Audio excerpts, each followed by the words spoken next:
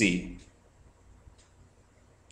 So just to make this a little bit more simplified, 2/3 x to the 3/2 plus 1/4 x to the 4th plus c. And there we've got our antiderivative, or integral. So that's one example.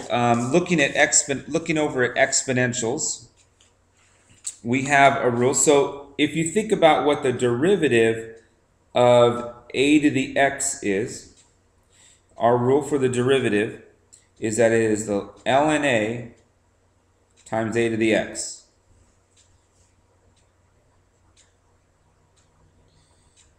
So if we go backwards, our antiderivative of a to the x dx is a to the x divided by ln of a. So that if we took the derivative, plus c, if we took the derivative of this, we'd have ln of a divided by ln of a, which is 1, and we'd get this inside. And, you know, the easiest one of all, the antiderivative of e to the x, is e to the x. One last one that's of really importance is the antiderivative of 1 over x dx. Now think about, what do we take the derivative of to get 1 over x? Well, to get 1 over x, recall that the derivative of ln of x was 1 over x. So naturally, natural log, the antiderivative of 1 over x dx is the natural log of x plus c. And I actually have to put this in absolute values because we don't want this negative we want this to be positive here. We don't want it to be negative. So we're going to look at one more example, and then I'm sure that hopefully this makes sense. And what I'd like you to do is, for these I'll give you 2 examples. You can pause. I'll put the example here. You can pause, try to work on it on your own, and then you can come back and see the explanation. And then hopefully that's enough to get you into this lesson and give you some help that you needed if you need help. So the first example here is we're going to find the integral of e to the x plus 1 over the cube root of x dx. So we're going to change this to x to the negative 1/3. Remember that the cube root is a 1/3 power. The negative power is because this is in a fraction.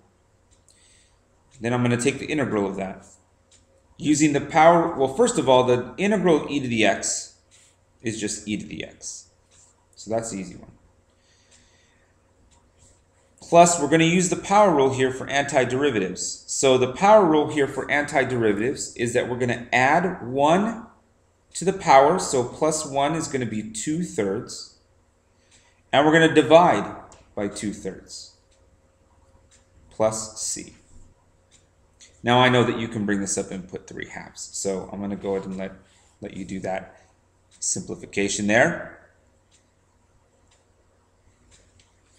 Now, my second example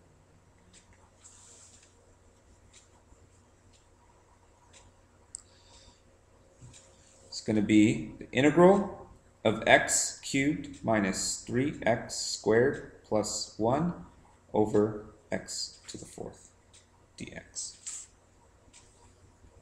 Zoom in here a little bit so you can, maybe this will help, you can see this example here.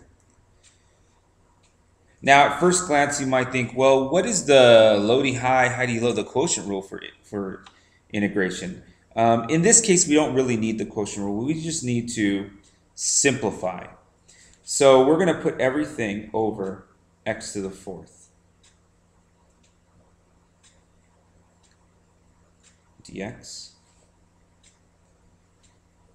And that's going to simplify to 1 over x minus 3 over x squared plus 1 over x to the 4th.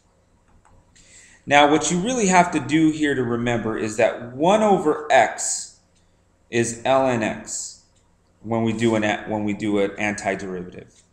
But everything else, this is not going to be ln of x squared. This is going to be negative 3x to the negative 2. And this is going to be x to the negative 4th before we integrate.